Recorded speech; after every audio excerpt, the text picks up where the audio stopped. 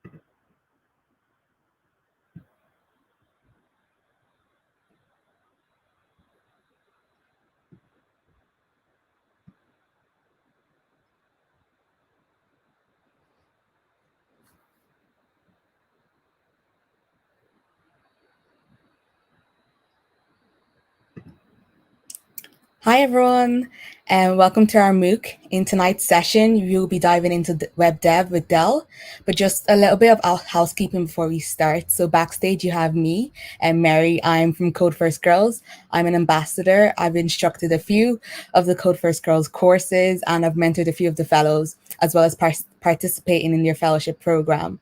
I did my undergraduate degree in maths and statistics, and now I work full-time as a data analyst. So if you have any questions about CFG, their MOOCs, their courses, events, or even getting into a career in data as well, please put your comments and your questions in the YouTube chat, and I'll try and answer them during the session. So CFG is delighted to partner with Dell Technologies for the Dive into Web Dev with Dell series of MOOCs and project sessions. We've been working with a brilliant group of Dell volunteers so that they're able to deliver to CFG to Code First Girls content to our community. So this evening we have Tom leading the HTML session with Prina, Joanne, and Meryl supporting behind the scenes and helping us answer all the audience's questions. So we're diving into all things HTML, and hopefully this is the very start of your web development learning and also possibly a career in web development. We'll also be sharing the finished code examples and solutions with you in a follow-up email. Again, if you have any questions during tonight's session, please put them in the comments section and we'll try our best to answer them as the evening progresses. Code First Girls will be running MOOCs throughout June and July.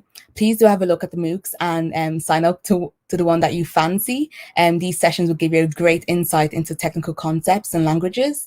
I'll make sure to share a link later on in the comments section. We also have upcoming career switcher courses this summer. So if you are looking forward to springboarding yourself into a tech career, you can find out more via the link that I will share again in the comment section in a little while.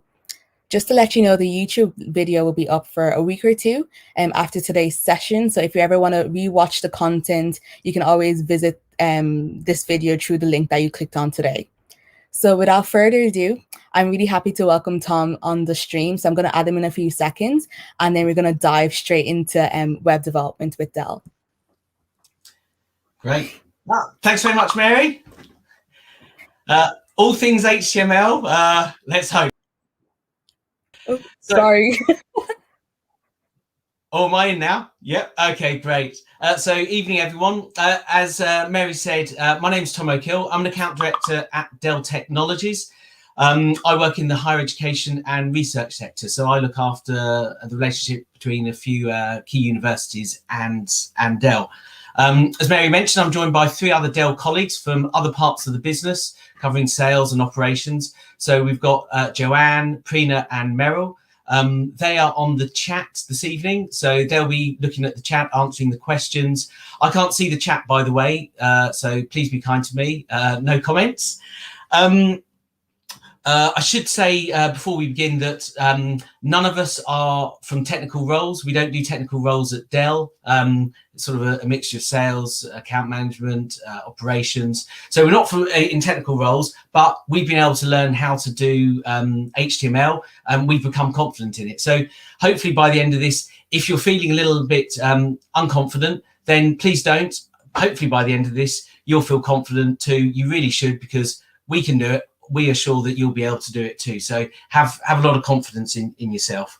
The reason Dell's part of this is Dell's had a long history of corporate social responsibility, covering things like sustainability, whether that's in the products we develop, how we develop them, what goes into our products, but also how we work as an organization, and also diversity and inclusion. So we've got a huge history of CSR type activity. So when the opportunity came up to put something back into the community, the four of us and a number of others jumped at the chance to do it. There are more of us doing this with Code First Girls. We're very fortunate to have had the opportunity to learn HTML coding and then to give back into the community by sharing what we've learned. Hopefully you'll meet some of our colleagues on the other MOOCs that are being run. Now, before we actually begin the content, just want to make sure two things. One, you have already downloaded and installed Visual Studio Code. Now, don't panic right now if you haven't done it. We don't need it for the next 10 to 15 minutes, but if you haven't done it, please do so now. If you don't know where to get it from, pop a question in the chat window, and Joanne, Prina or Meryl will answer and help you with that. The other bit that we want to make sure that you've got is that you have downloaded the files from the Google Drive link that I'm sure you were sent by Code First Girls. If anyone out there is thinking, what link? Don't know. I'm just going to share my screen just to make sure that people have got it. Again, we don't need it right now, but in 10 to 15 minutes time, we will do. So just going to quickly share my screen so that you know what I'm talking about. Your link will, there we go, is that, yes, there we go. So your link will either have taken you to this, or it will have taken you straight through to this. I don't know which link it will have taken you through to. I just realized we've got pop-ups on the screen. I don't know which link it will have taken you through to, but ultimately you should end up with two files, a duck and an HTML file. These are used for the practice session. And then there's a folder here, and in this folder there are 3 further files. We will use those for the project session.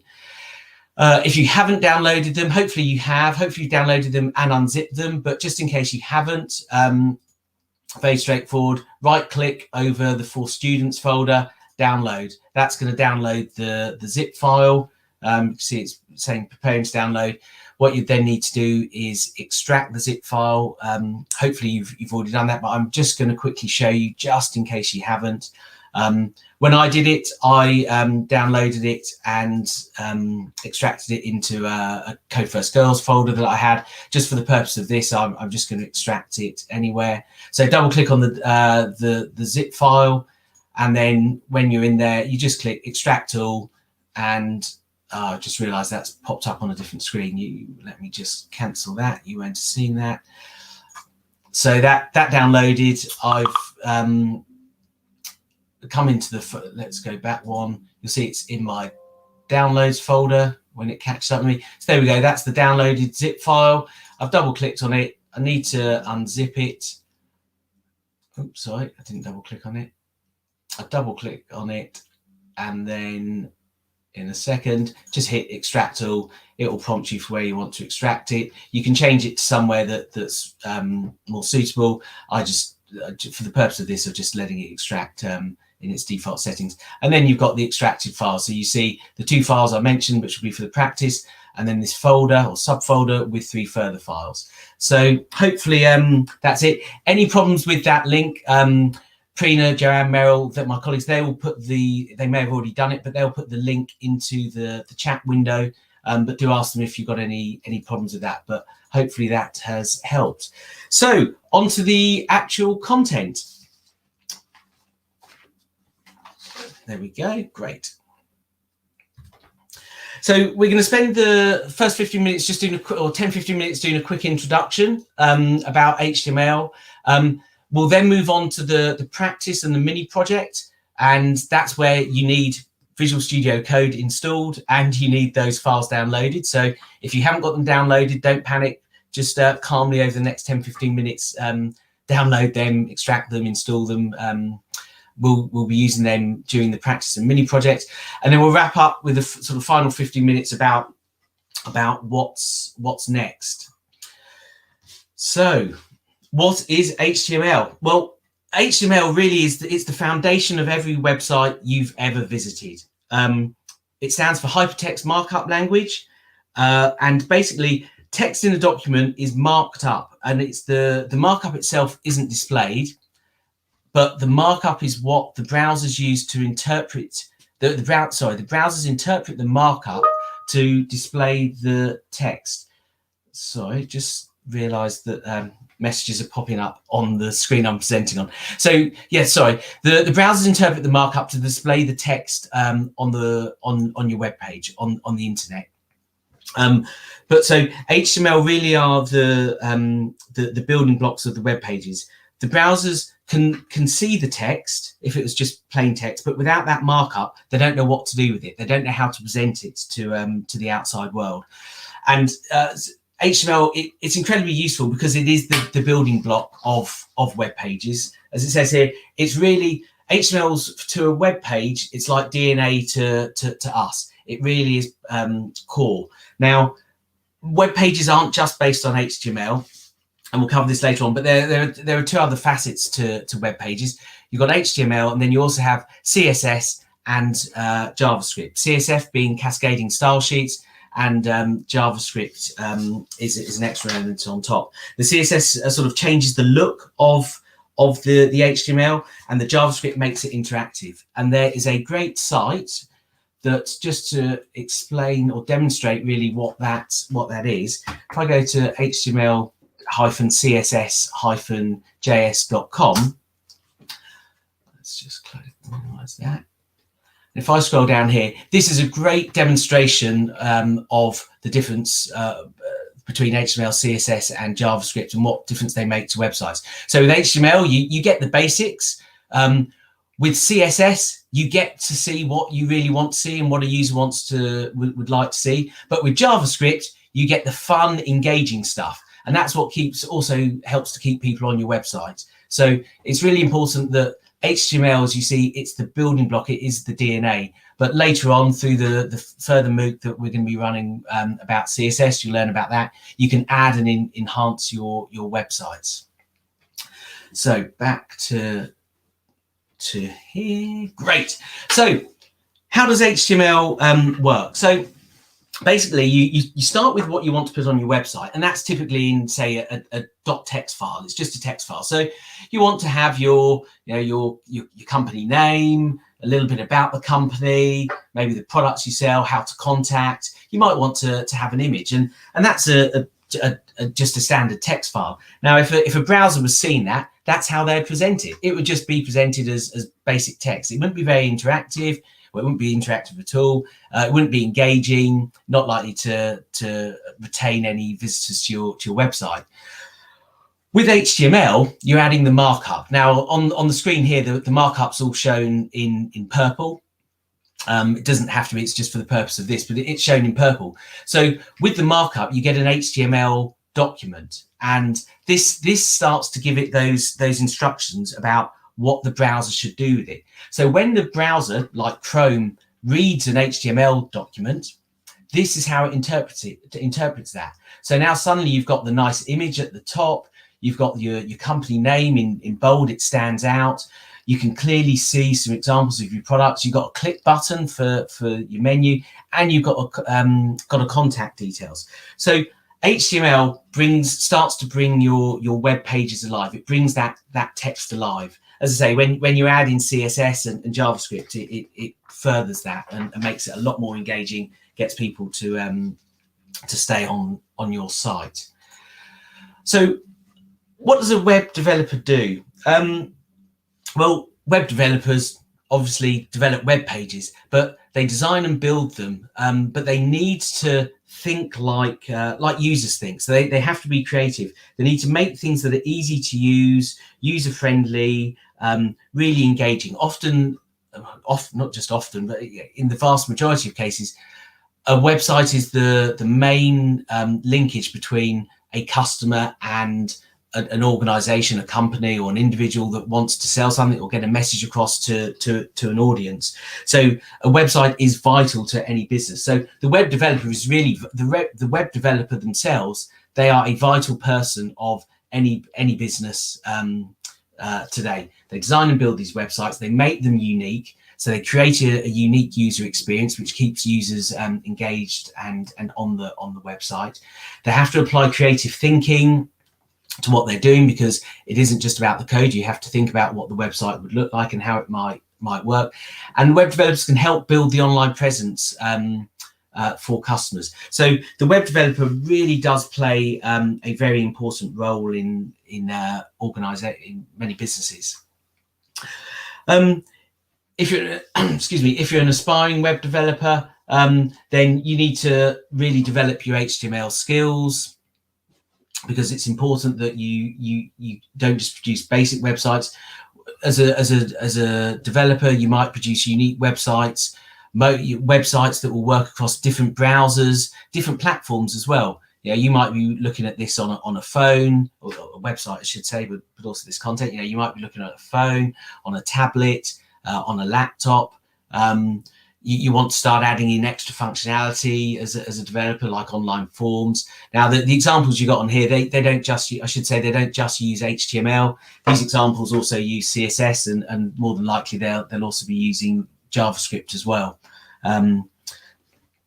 Now, if you're a content manager or wanting to become a content manager, then it's great to add HTML to your skill set, because it allows you to take more control, be in charge of any updates on your website. You might want to add blog posts, put newsletter contents, add emails, add more forms, put promotions on.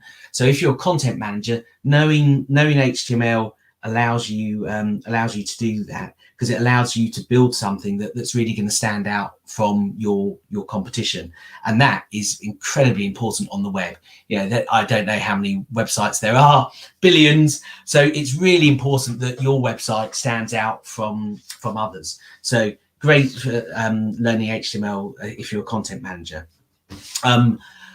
If you're an entrepreneur, this is pretty much, you probably be a content manager, web developer, everything. And if you're an entrepreneur starting up your own business, or have already started one up, then it's really important that you understand HTML. It allows you to make your site more unique, allows you to make your site really stand out. It allows you to make your site represent you in the way, and your organization in the way that you want it to. By having those skills, you can do additional promotions. It really does help you as an entrepreneur. You may not have the funds to be able to outsource it to independent web developers, so you can at least get a foothold with your own website if you can develop your own. So hopefully over those past sort of 10 minutes of just giving you a quick introduction there, hopefully those that haven't been able to download or hadn't downloaded Visual Studio Code, hadn't downloaded and unzipped the files, hopefully you've had a chance to do that, because now we're going to move on to the practice session. So first of all, with this, we're going to just outline a few of the key basics about HTML. The first being looking at the HTML tags. So an HTML tag, it's a special word or letter in some instances that are surrounded by angled brackets, the greater than or less than signs. We use these tags to create HTML elements. And the tag is a command in a web page that tells the browser to do something, or really how to interpret an element on the page. Tags, in most instances, start with an initial tag, but they also have an end tag.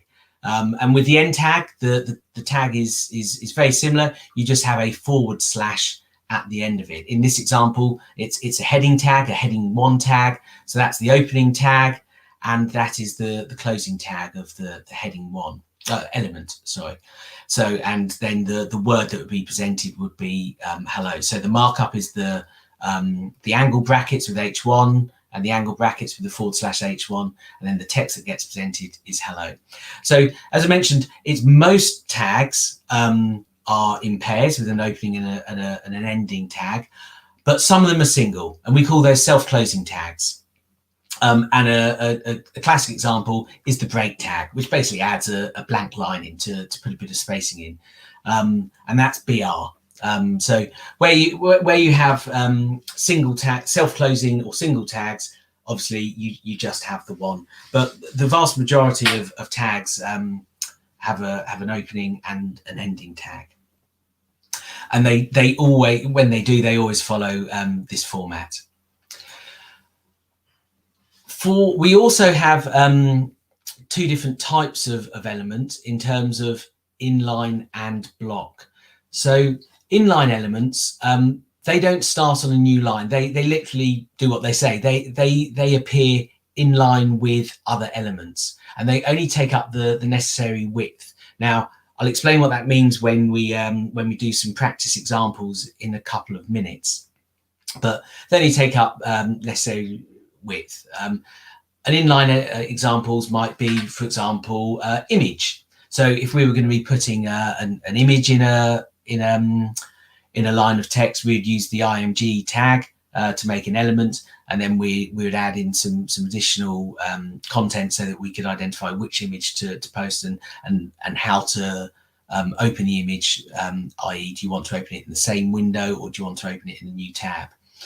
So those are inline elements. The other type of elements are block elements. Now, block elements always start on a new line, and they take the full width available. And by full width available, what I'm meaning there is the width of the screen that you're looking at. So you might be looking at on a PC or laptop, and you've got a wide screen. You might be looking at it on a phone, and you've got less width. So the block elements will take whatever device you're looking on, whatever form factor device you're using, it will take up the full width of the browser.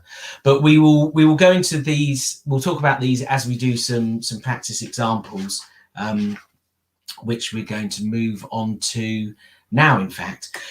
So hopefully you have downloaded and installed Visual Studio Code now. So if I'm going to share my screen, but if you want to code along with us on this, that's great. We're probably going to spend about 20 minutes on this, just with some practicing, giving you some examples of some of the typical HTML tags and elements. And then after we've done that, we're going to work on a project for about half an hour. Yeah, you don't need to code along with this. If you don't want to, you can code along with the project.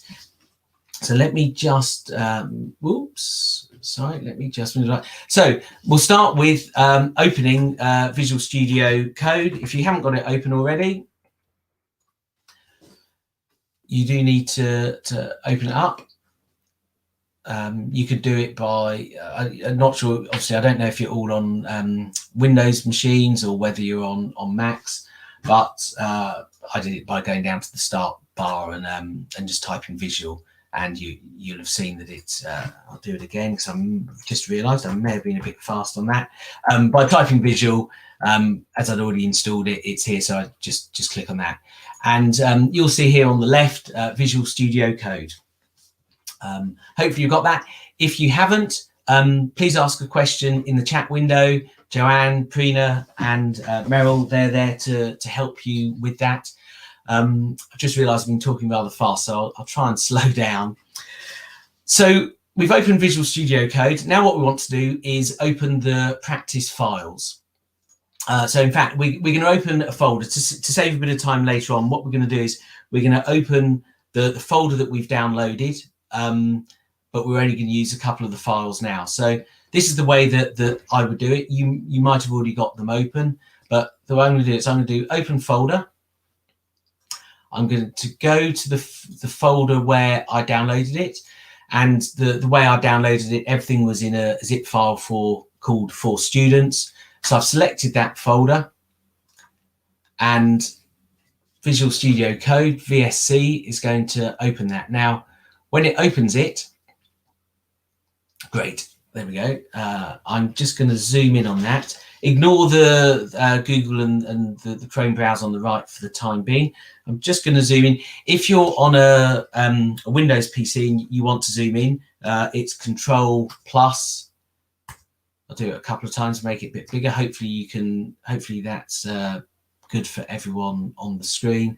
If you're on a Mac, I think it's the Command Plus if you wanted to zoom in.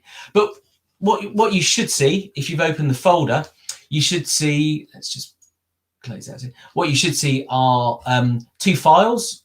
So these are the files that were on the Google Drive, the duck image, great, and then a file called practice-begin.html. And then you'll also see, if you've opened it the same way I have, you should also see a subfolder called mini project begin. And if we just expand that, if we just explode that folder, you will see 3 further files. Those are going to be used for the project or the mini project. So we can ignore that for now. But the reason I've done it this way is just to save a little bit of time later on. You may have done it a different way. You may have gone to File and Open File and open the individual files. But hopefully you can see something similar to what we've got. At the very least, you will hopefully see the duck.jpg and practice-begin.html. So HTML documents, they're identified with the doc type of HTML, and we will start with just to give you an example, putting so that we can identify it as an HTML file type, angle brackets HTML. With Visual Studio Code, when you do the second angle bracket, you'll have noticed there that it automatically created the closing tag for me, which is great. We just have to remember it's done that. I'm just going to move that down a couple of lines just so it's out of the way. Basically, the HTML document always needs to start with the opening HTML, and the last bit will be the closing HTML. So we'll just have that in there. Oh, I just realized I've got that open. Don't need those open. Now you'll see up here, before we progress further, you'll see up here there's a white dot.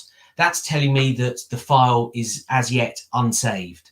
And the reason we'll need to constantly save it is because we'll want to check we'll want to see the progress of our website, or of these examples rather, as we're going along. So on a Windows PC, you can do Control S, and you'll see that white circle has moved to a cross. On a Mac, I believe it's Command S, but I'm afraid I'm not 100%, but I believe it's Command S on a Mac. It's Control S on a PC. Now, the first thing, having put those HTML tags in there, the first thing I'd like you to do is right-click on the tab up here. If you right-click there and you scroll down to Copy Path, click on Copy Path, and then if you open up a Chrome browser, here's one I prepared earlier. On my screen, I've split the screen 2/3 for Visual Studio Code and 1/3 for the browser. That's simply so that I can very quickly show you the progress we make. So what I'm going to do here is I'm going to paste, so Control V, paste that link into the address bar, and you will see that nothing comes up. And that's deliberate because we haven't, as yet, we haven't put any content into our HTML file. So hopefully, if you could all do that, that would be great. Just give you a second to do that.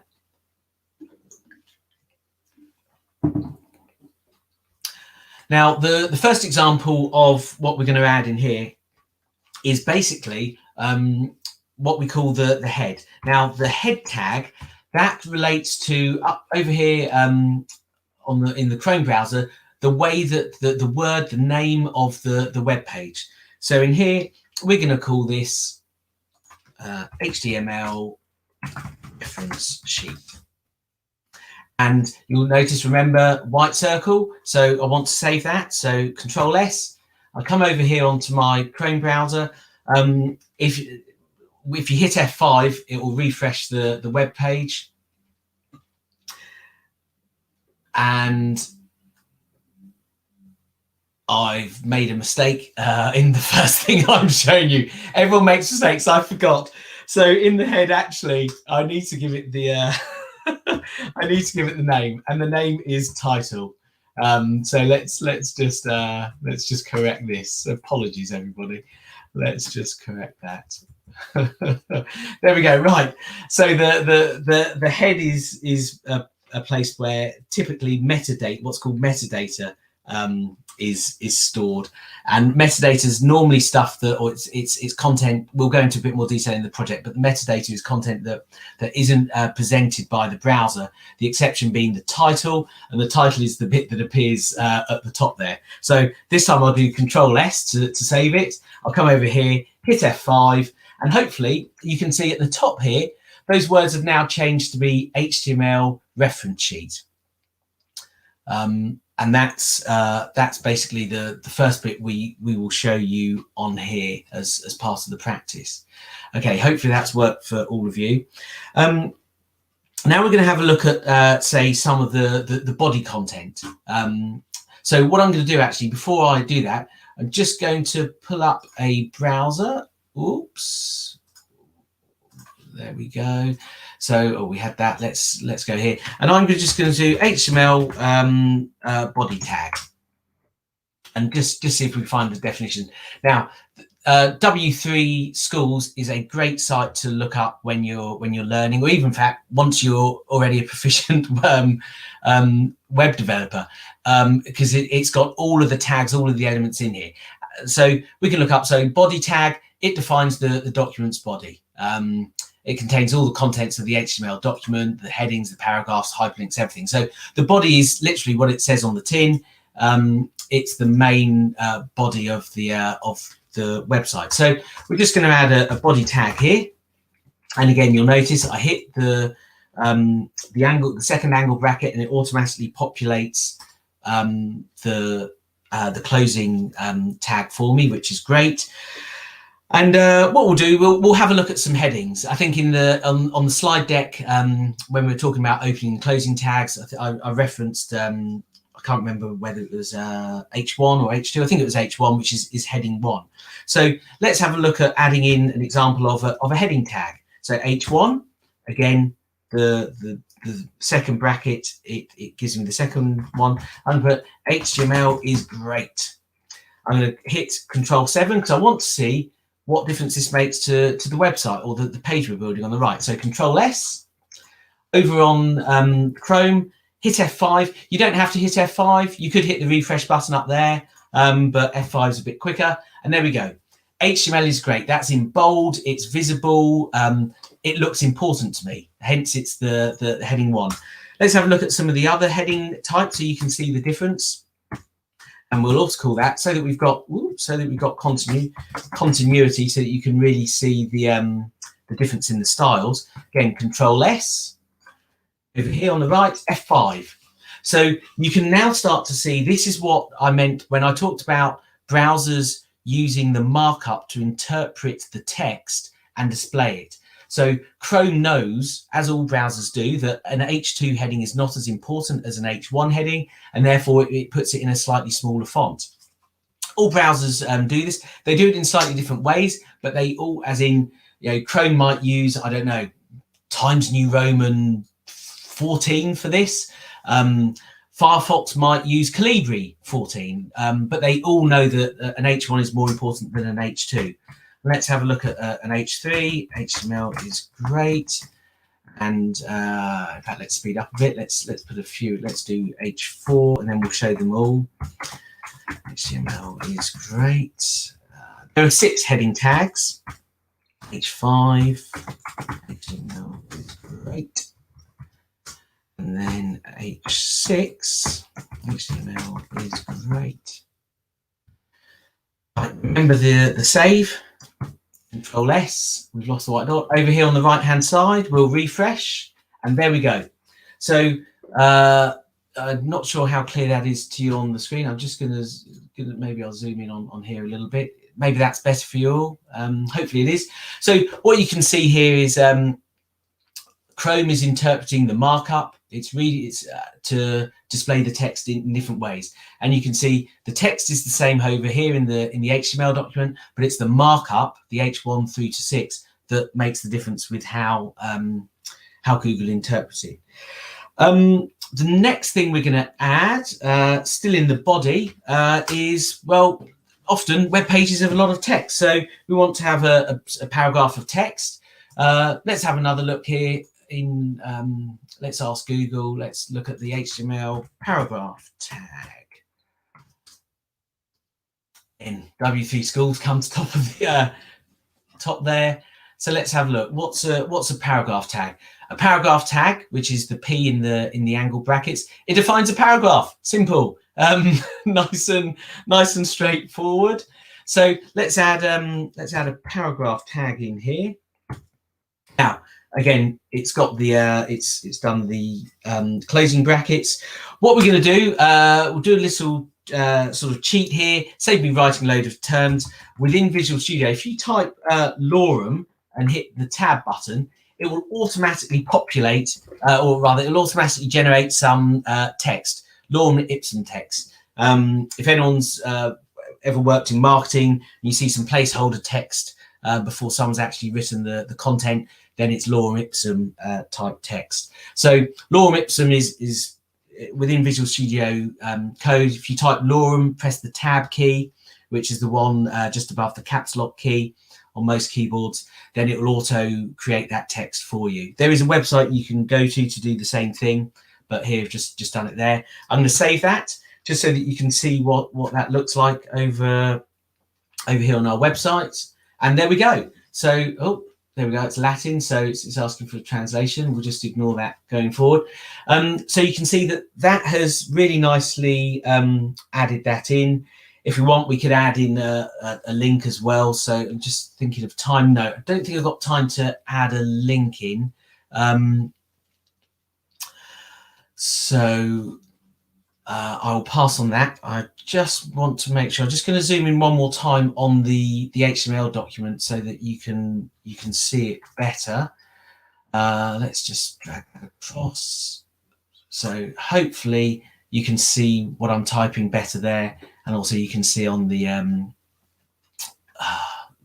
web page. Sorry, what we're doing. I won't do the link on this, but we'll do a link in the project. So what I will do though is also in the body is there's often lists on websites. They might be bullets, they might be numbered lists. So bulleted lists are referred to as unstructured, sorry, not unstructured, my apologies, unordered lists. So we will do an unordered list. There we go, UL for unordered list. And then when you want to list out the items in the list, it's called an LI. And that's the tag you put. So we'll put list element 1. We will do in fact, I will add in a couple more, and then LI, list element 2, LI, list element 3. Remembering to save. We've got the closed brackets, which is great. Come over here on the right, hit F5, and there we go.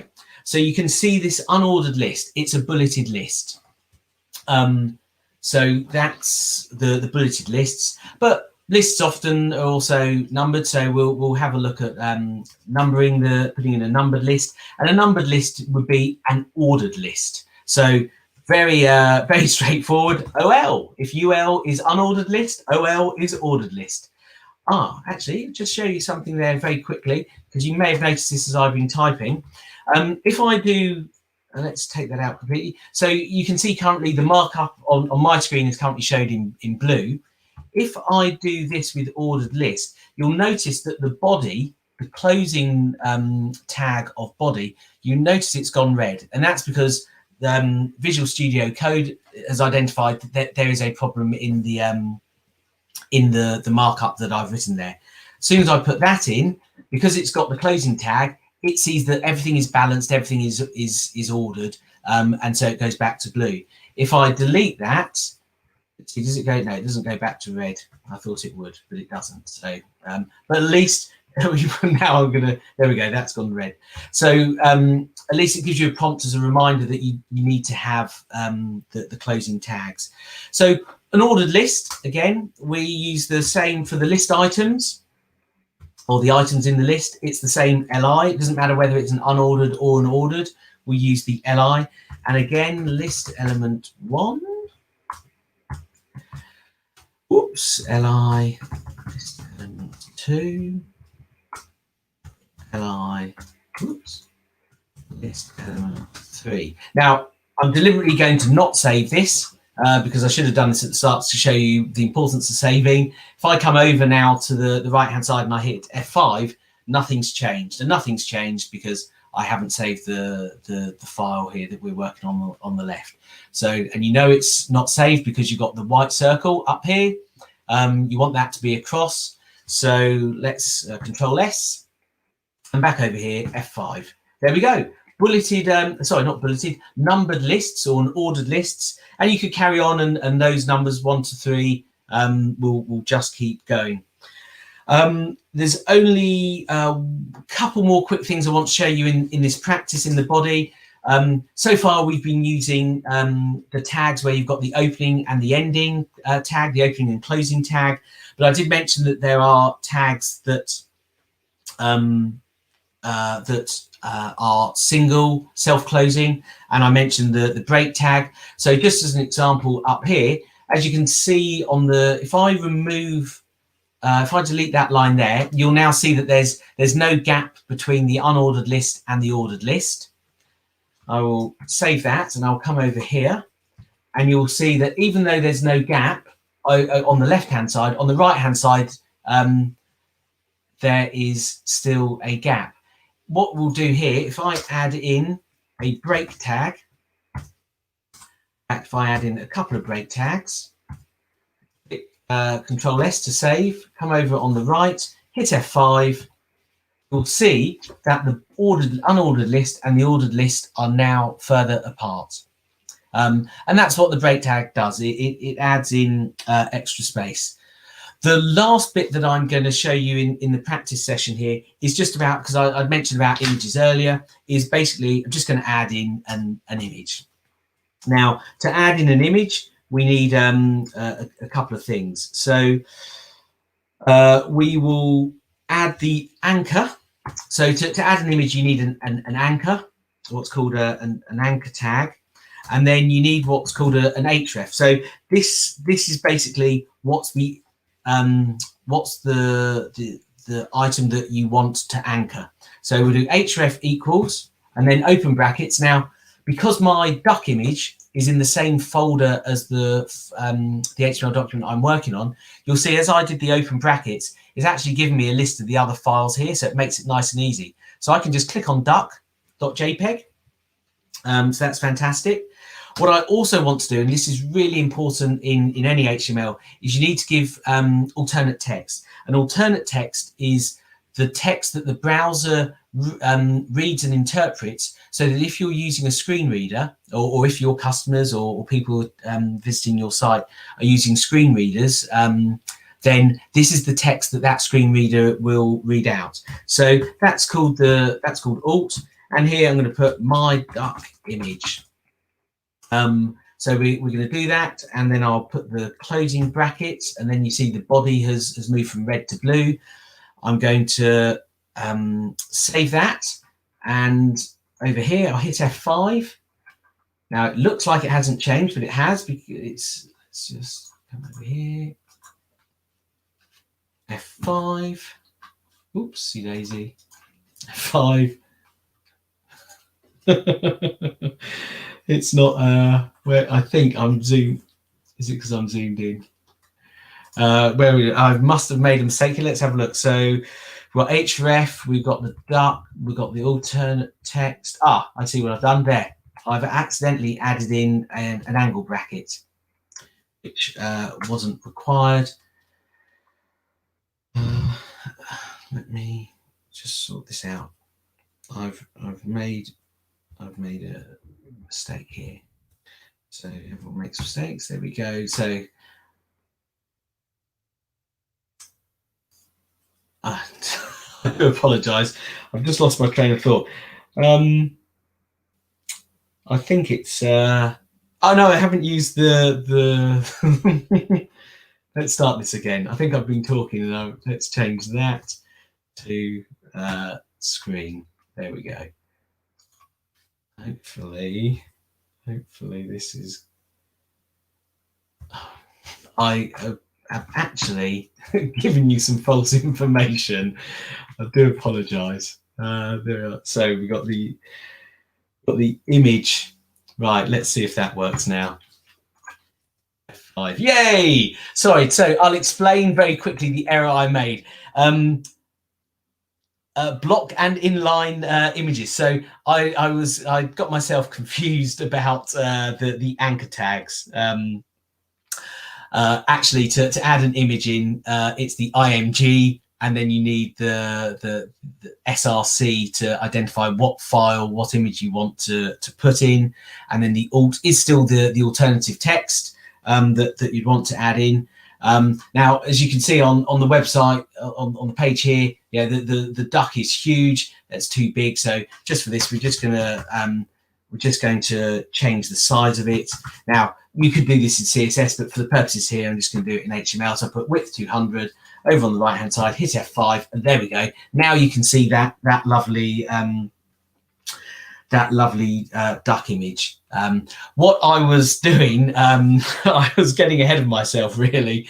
The anchor tag bit is about if you wanted to say, at the moment, you can't click on that image and it can't get any bigger. If we wanted to make the image bigger, what we'd do is we would actually put in an anchor tag first. And that was, I'll see if I can quickly, I'll see if I A, can get it right this time, and B, show you. We'll put in the href of duck. And let's see if I need to get that at the end of, there we go.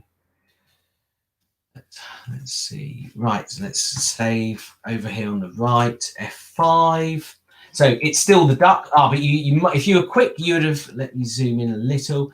You'll notice now the hand has appeared, hovering. And if I click on it, we get the bigger image of the duck. Lovely. So that's what I've got myself muddled up with the anchor reference. So just to recap, if you're adding an image, it's simply this bit, the image. SCR duck, you must have the alternate text so that screen readers can know what it looks like. And then if you wanted to have that facility to click on it to make it bigger, you can add an anchor. Now, there was quite a lot there to show you in the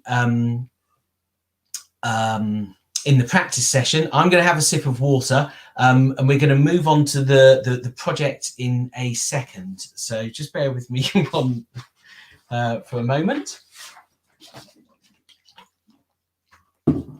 whilst I get back to the slides. Too many tabs open. Where are my slides? Where are the slides?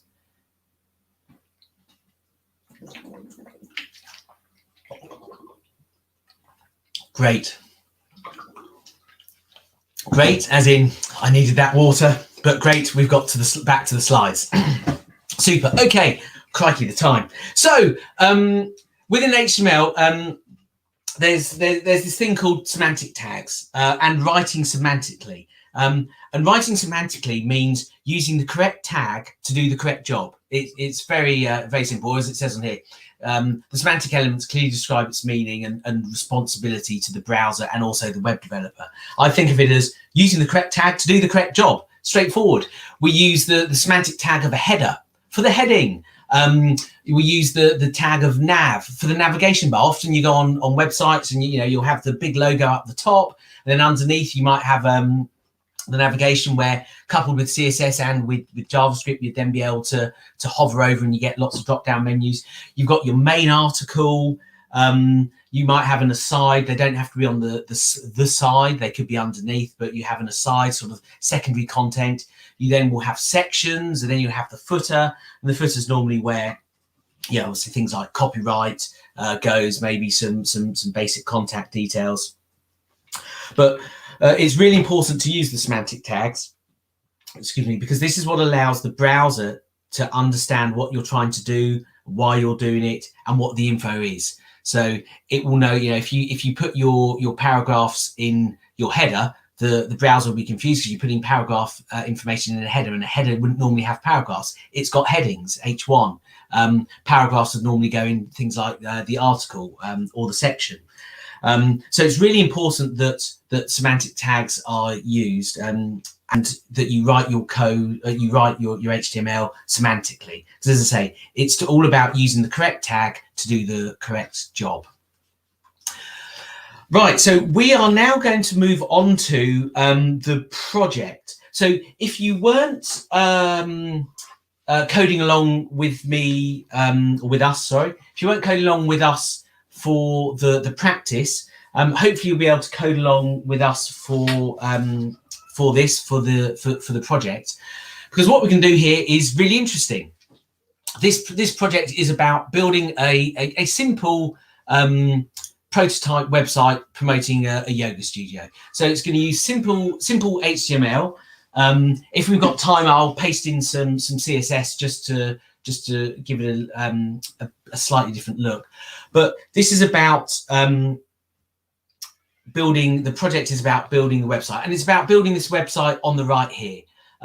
So we've got the title, or the website page. We've got name, we've got the title, we've got a blog post there, we've got a link to read more, we've got sort of a subheading here, we've got a form down here. This is all a form where people can enter their name, select the date of the class they want to join, and then a button to book the class. We've got a nice little logo here, and then we've got the copyright down here in the footer. So we sort of got we've got the header, we've got the main section, we've got sort of a subsidiary section, maybe an aside with the form and the logo and the footer.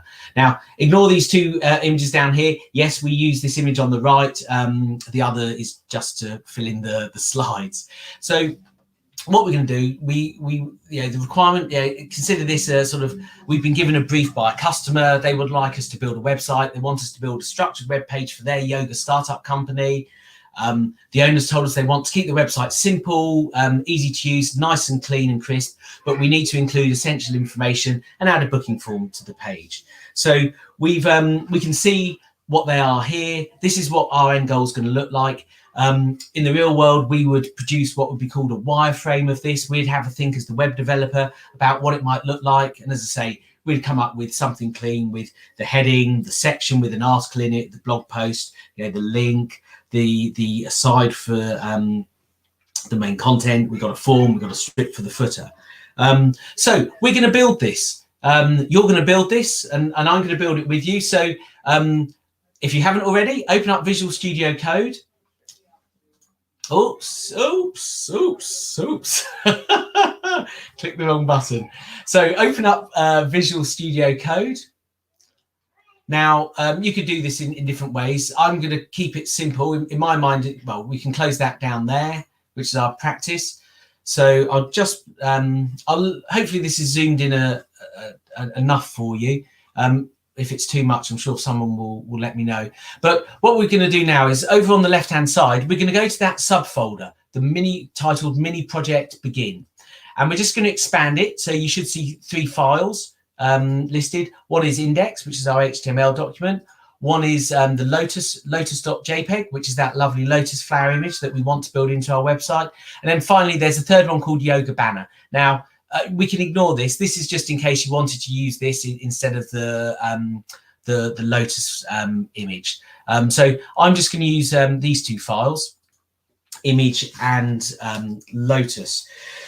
So hopefully when you click on index.html, you all see this. Just give you a second to do that. Let's open a new browser here as well. So hopefully now you have got the index open. And as you can see on the right hand side, again, I've got this screen so that we can track progress. You can see at the moment it's just a standard Chrome tab. It's called new tabs. They always are, because we haven't entered anything into here yet. So we're going to start with the head tag, and as I mentioned earlier, the head tag contains all the meta information.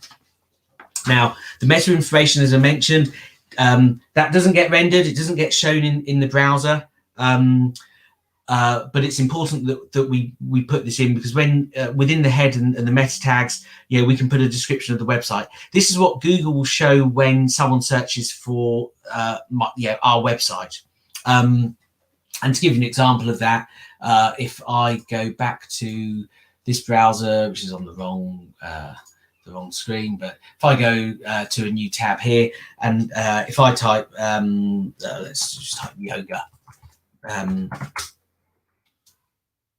Scroll down.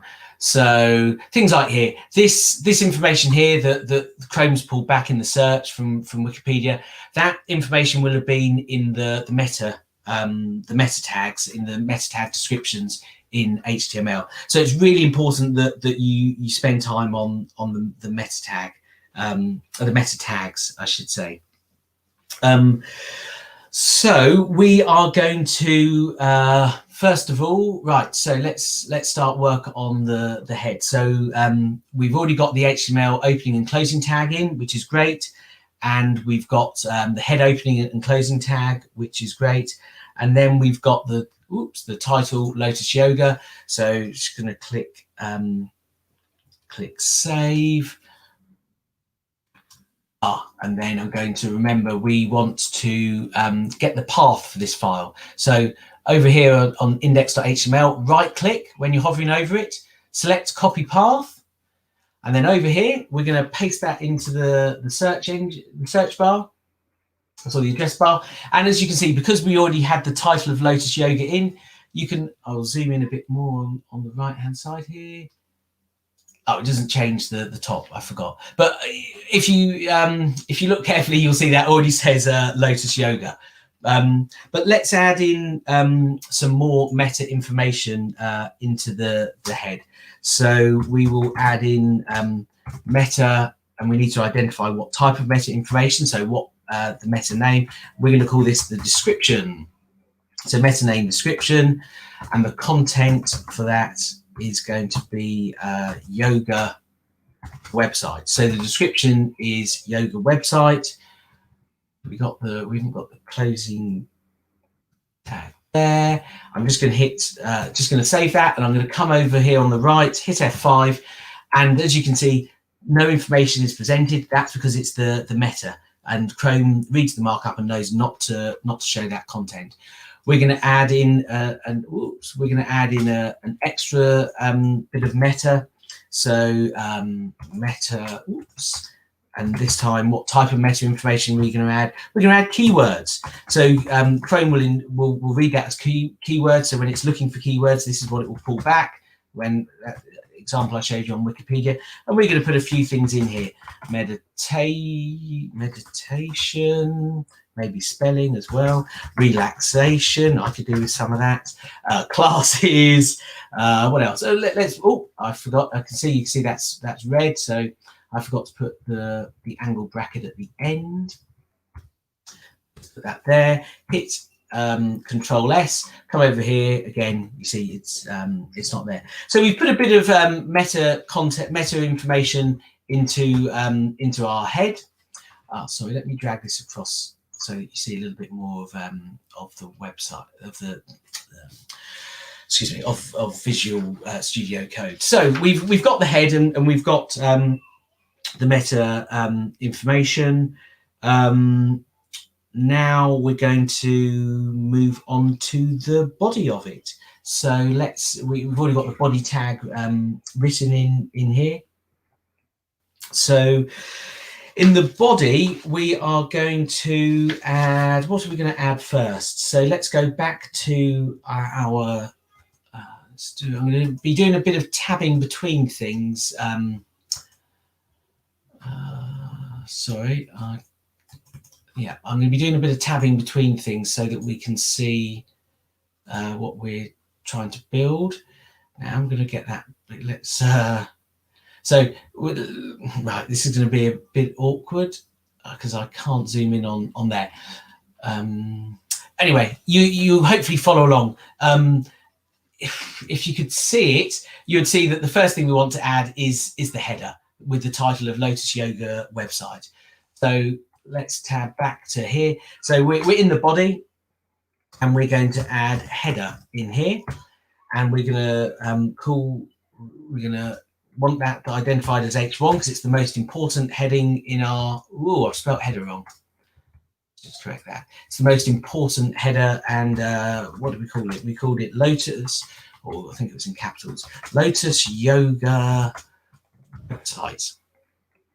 And we'll do just quickly save F5. There we go, Lotus Yoga website. Remember, as you'll see, this is just black text on a white background, whereas on the web page we want to produce ultimately, it's white text on a black infill. We're going to deal with that in CSS. So back here, after the website, we've now want to move on to our main section. So in fact, whilst we're here, let's have a Google of HTML. Let's see what comes up as a nice description for the section tag. And w3schools.com, great website to go to, great for learning. So section tag, very simply, it's a tag that defines a section in a document. Fantastic, we want one of those. So we've got our header. Now we're going to add in our section.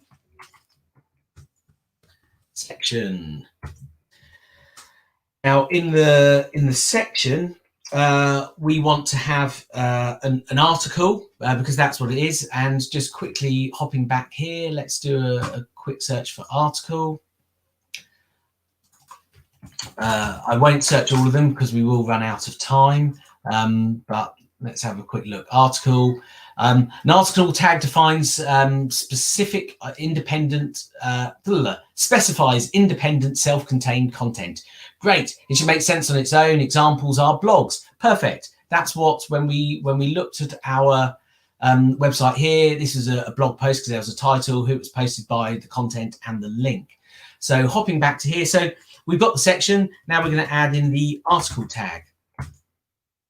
And we want this article had a heading. It's not as important as the title of our web page, so it's going to be a heading too. And we're going to call this advantages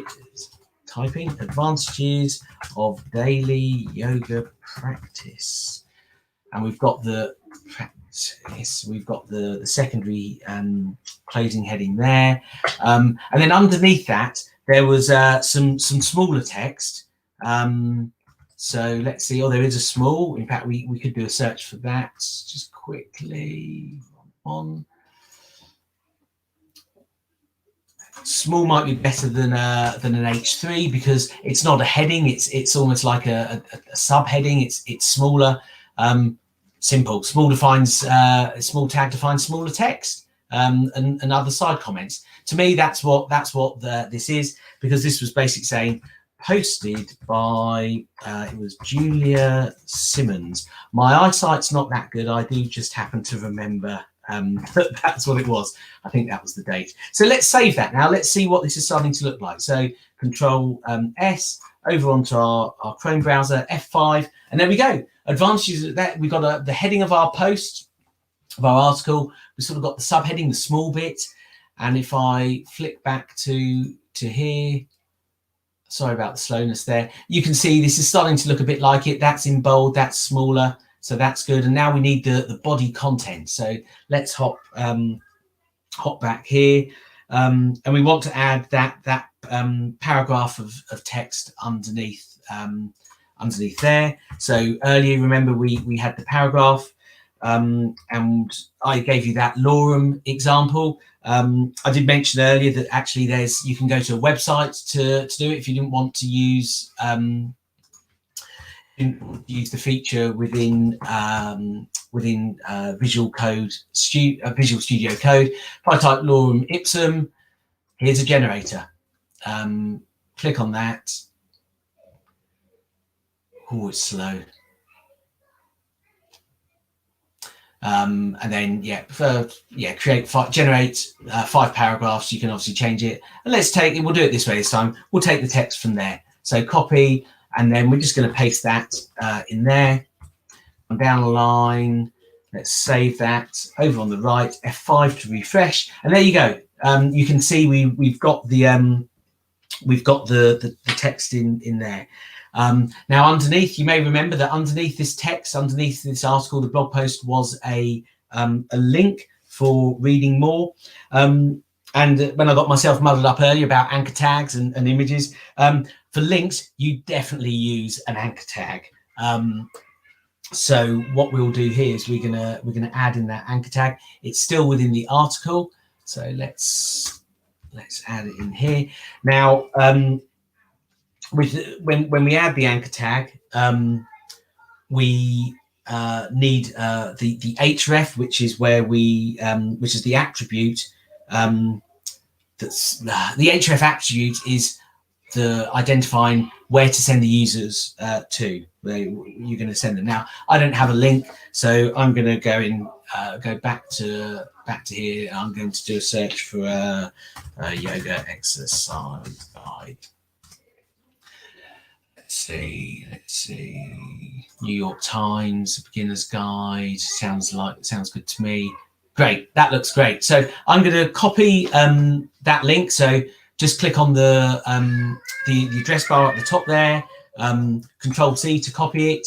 Hop back to Visual Studio Code. I'm going to put the href equals speech marks, and then I'm just to do Control V to paste. So Control C is copy, as I'm sure you're probably aware. Control V is to paste. So we'll put that in there. Now, it's all well and good having the link, but we need to add a couple of things. One is we need to tell Chrome what to do when it's presenting that link, and that's called the target. Now, in this instance, and in the majority of cases, you won't, when you ask people to click on a link, you don't want them to open that link on your page, because what it means is you're helping the people navigate away from your page. So generally, it's good practice to have it opening in a new tab. And in order to get it opening in a new tab, you use the target of _blank. Now, that's what I've just put in there. But we also need to actually have a button for them to click on where you read more. So with the anchor tag, what this is saying is, yes, we got it. So what this effectively is saying is that the anchor tag is associated with the text of read more, and the anchor when read more is clicked, that anchor tag says present them this New York Times beginner's yoga guide, and do it by opening in a new tab. So I'm going to do a quick Control Save. Over on the right, F5, and there we go. We've got the read more button, and if it works, I click on read more. Great, you see a new tab has opened up, and there it is. There's that New York Times article. So that has worked perfectly. So let's close that down, and let's see what else did we have on our website. Let's find the slides. So we got the link. Yes, of course. The booking form. So the booking form is in sort of a sub part of the website. So I mentioned earlier when we were looking at the semantics, you got the main article, and then you got an aside. So to me, this is an aside. I think this might be the last one I look up with you, but let's see what the definition of an aside is. It's probably very self-explanatory, I'm sure. Again, w3schools.com. Definition. The aside tag defines some content aside from the content it is placed in. It should be indirectly related to the surrounding content. Perfect. It's absolutely that. It's secondary to the article, but it is related to the article. So we're going to add in after this section. We're going to add in. Yep, sorry, the cursor wasn't working. We're going to add in the aside. Again, open, close, angle brackets. It gives us the closing tag. In the aside, what did we have in here? We had the booking form. Yes, of course, we had the booking form. Let's add the heading of, so we've got sides. The booking form had a heading, so H3. The heading was books. Let's get in big book, no, not big, caps. Book today. So that was definitely in there. Let's save that. Just check that that's all working. F5 books. Oh, it's a bit close to the read more. I think on the vision of what we wanted, it was a bit more spaced out. So we're going to add a break. That was one of those self-closing tags. So we're going to add a break. Let's just check. F5. Better, much better. Great. So now what we want to do is we need to actually add in the form. And for this, we use a form tag. I'm very conscious of time, so I'm going to not look up the form tag. But let's add in the form tag. So we've got form, and then the form has an action, and the action specifies the file that would get used when the form's submitted. Now, we don't have a file for this. This is just an example. So we're going to just put an example in here, and it'll be called booking.py. Py it's a Python file, which is a programming language.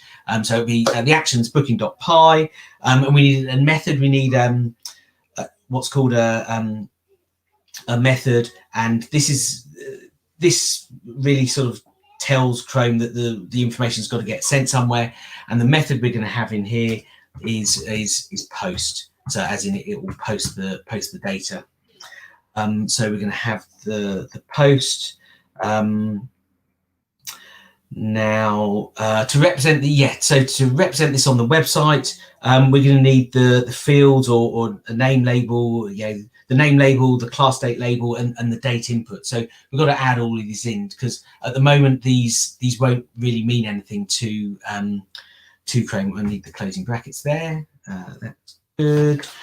And let's add in those labels. So we need a little divider in here. So that's the div tag, sorry, and then we're going to add in the label. So the first label is going to be name.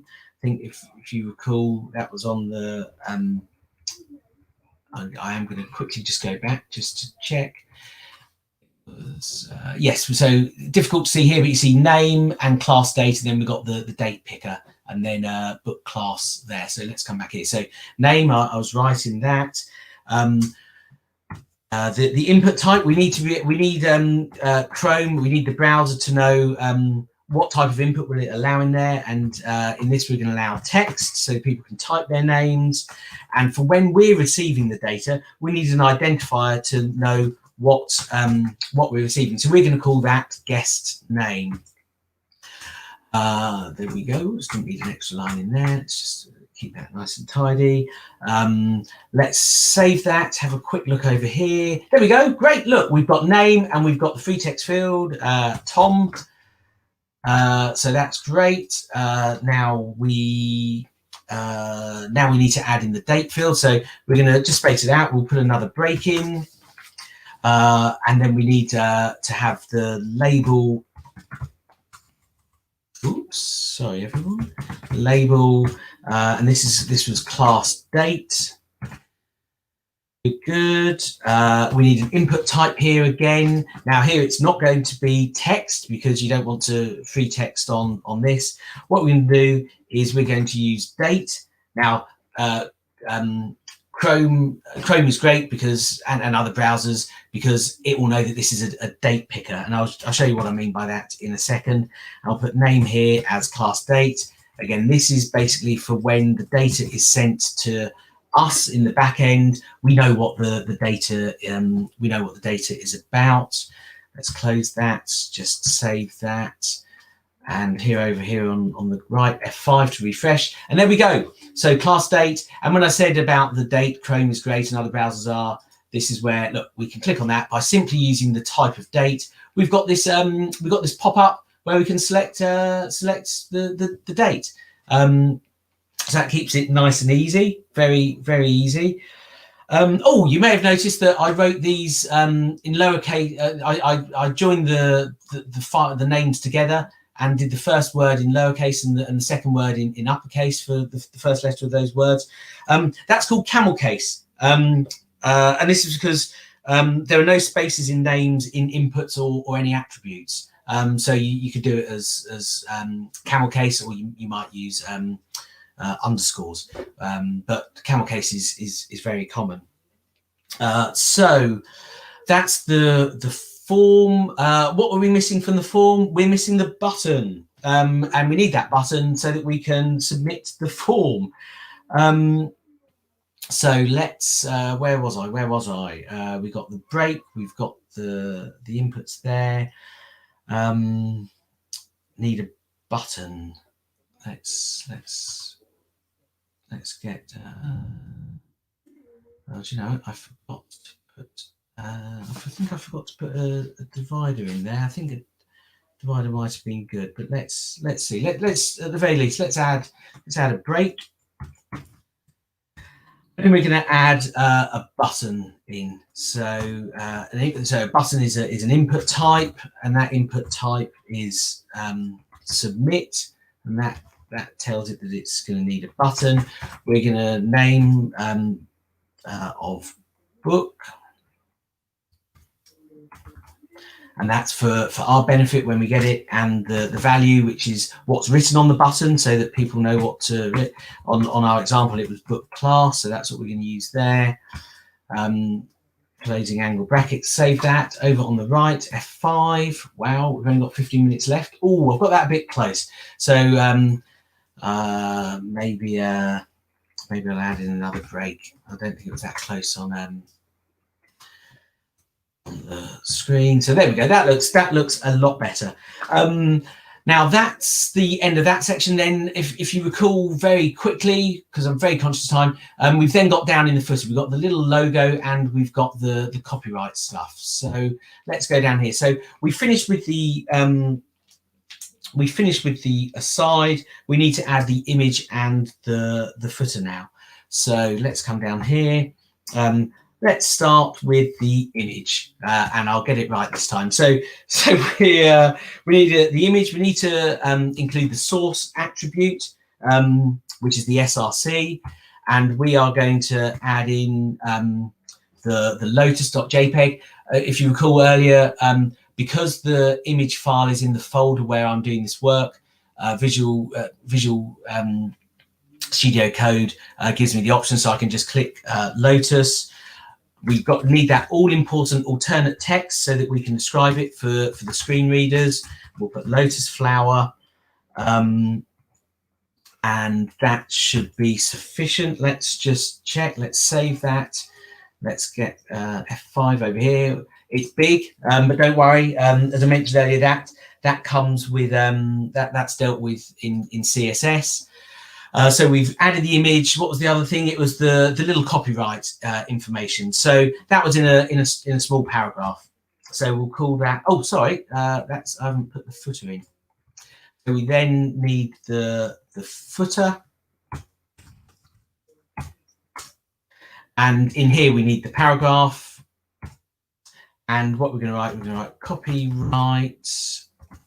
And then if you wanted the little copyright circle, the little copyright symbol, the C in the circle, what you use for that is you use the ampersand, copy, and the semicolon. And Chrome will interpret that, and other browsers will interpret that as the copyright symbol. Lotus Yoga website. there we go. We've got the closing bracket. Let's save that. Oops, save that. Control S. Over here on the right, F5. Let's make this a little smaller. So there we go. So you can hopefully see on the right, you can now see the copyright. And there we are. There's that little, let's zoom in so you can see it. It's very small. There's the copyright symbol that we've built into there. So now that's basically that's the content that we could see on the slide deck. If I flick back quickly to the slide, so that looks like the site, but it doesn't look exactly like it. And the reason being is that, as I mentioned earlier, is because this look is achieved using CSS, albeit minimal CSS. It does use CSS, and CSS is covered in our other MOOC. I'm not sure when that's happening. In the other MOOC, you may meet some of our colleagues as they may be running and delivering that. But it's covered by CSS. I might try and squeeze. I don't think I'm going to have time, unfortunately, to squeeze in the CSS. What I was going to do was quickly put it in. In order to put it in, we'd need to add a header. I think if Mary's okay, and if all of you are okay, I'm going to add it in because it would be nice to show you it so that you can see actually even basic CSS can make a difference to the look and feel of a website. So if I come back here, in order to add the CSS, we need to add IDs and classes. And this way, CSS knows what style to apply to what parts of the HTML. So the bits that were changing, I'm speeding up a bit here, sorry, but the bits that were changing were the header because that had the black infill with the white text. So to our header, we need to add an ID, and we add that ID of main header. So if I come in to the header, where is it? There it is. I'm going to add in header, and we're going to call that. We're going to call that ID equals main hyphen header. Great. And then in the posts, there was, where's the article? In the article. So we're going to give that a class of post. That's good. And then in the logo was smaller and it's central. So we're going to give that a class. We're going to call that center. Oops, I forgot equals. We're going to call that center. And then the footer. The footer was also central in here. So the footer, we'll give that an ID of main footer. Right, let's save that. As you'll see over here, F5 quickly, doesn't make any difference as yet because we haven't added in the CSS. Now the CSS, I've got that prepared from earlier. So you won't have this, although one of my colleagues may be able to paste this into the chat window. So Joanne, Prina, or Meryl might be able to add this in. So I'm going to just take the CSS that I prepared earlier, and I'm going to drop it in up here in the head. So add in a line. I'm going to add in a line, pop it over here, paste that in there. Going to hit Control S to save it. I'll come back to the CSS in a second. And then over here on the right, hit F5, and there we go. So we now have, with that very basic CSS, if we quickly compare these two sites, we now have a website that looks just like the site that we were going to build. We've got the black header, we've got the small image down here that's centralized, we've got the copyright centralized, and that was just using some very basic CSS. Now that CSS, as I say, will get covered off in the next MOOC. But that looks like what it says on the screen. And that very quickly was the end of the project part of this. So I know I went quite fast. Hopefully you'll be able to rewatch the video. Hopefully you were able to follow along with it. But that was the project. We together have successfully built a very basic website. And if I make it bigger here, look what we've built together. Fantastic. So hopefully you'll have confidence that actually it is quite straightforward once you get to know HTML. So quickly looking towards wrapping up, because we've just got 5 minutes left. 5 minutes left. It says 15. I won't keep you longer. I'll try and keep it to 5. But if you're happy to stay on a couple of extra minutes, that would be great. I do need a sip of water though. So what's next? Sip of water for me, a breather for you. But seriously though, what is next? Well, it's sort of how to become a web developer. If you want to become a web developer, what do you need to do? You absolutely need to master HTML. You've got to expand your vocabulary of the HTML tags. Use W3 Schools. That's a great website. People, I know a number of programmers that tell me that they still use W3 Schools when they're wanting to check things. So expand your vocabulary, master HTML, practice building websites, practice. The more you practice, the more portfolio of websites you can compile, and the more that you can compile when you go for interviews, you can show the interviewers, this is what I've built, and it's going to increase your chances of getting work or getting jobs. You might be a freelance web developer, but also review existing websites to understand how they're built. It's actually very easy to see. You may have already done it, but if not, when you're on a website, I've run out of time, so I don't think I will do it. I'll try. You go onto a website, and here's one we came to earlier. And if you click on a website and click on inspect,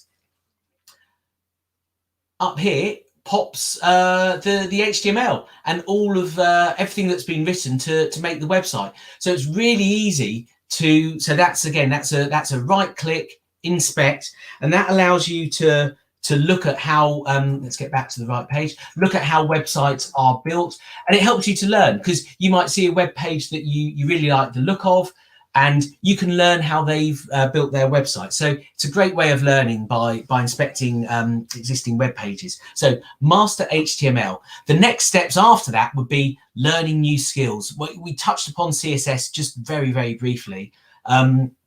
But learn some CSS, attend the next MOOC that we'll be running with Code First Girls. Learn CSS so that you can add style to your websites.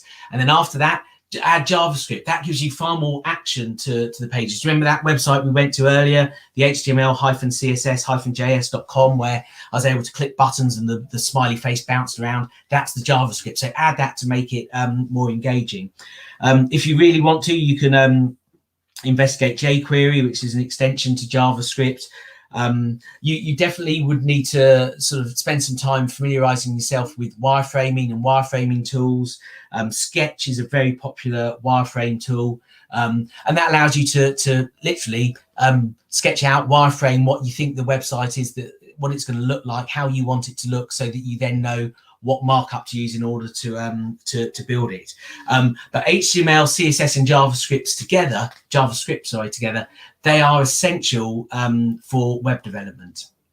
So it's important that you learn skills in all of those. And just to recap, the HTML, any website needs 3 core elements to work. You need those 3 elements of HTML, CSS, and JavaScript. And they're the 3 things that every web developer really must know.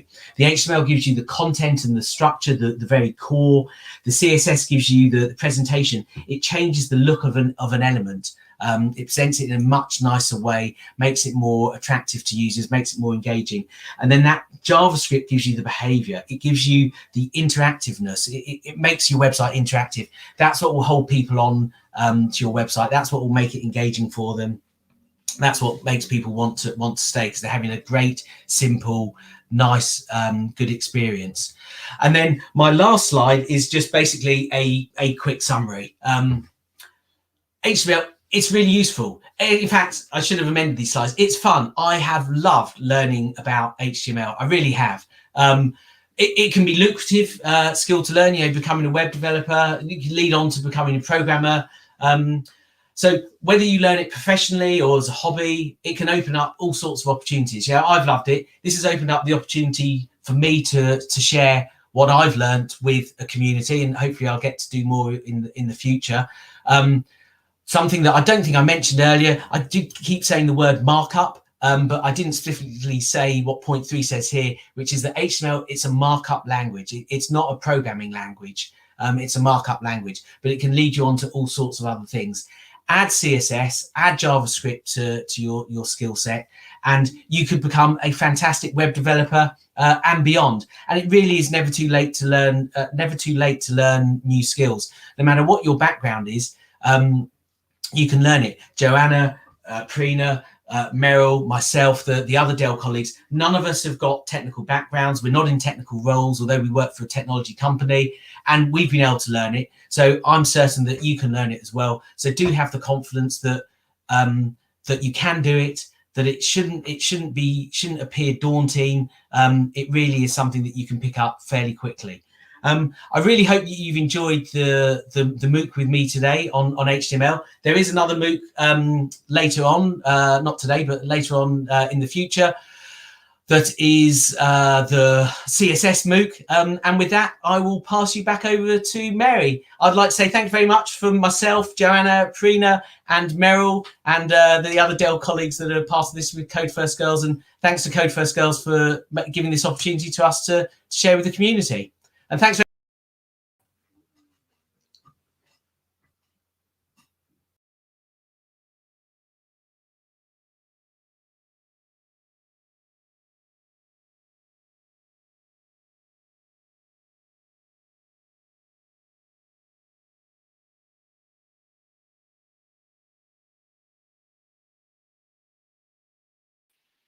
Hi, Mary. Just to let you know that you're muted, Mary. Hey, sorry. Thank you. Wow, what an amazing HTML session, and I'm looking forward to the next MOOC series with Dell. I hope everyone has enjoyed today's session as much as I have, and will join me in thanking Tom and our Dell volunteers, Prina, Joanne, and Meryl for joining us today. A quick reminder that today's session will be up for a week or two, so all you have to do is just revisit at the same link that you clicked on today. We'll also be sharing the finished code examples and solutions with you through a follow-up email. I'd just like to thank everyone again for joining us today, and hopefully we've started you on a path to your web development journey. But thank you, everyone, and enjoy the rest of your evening. Bye.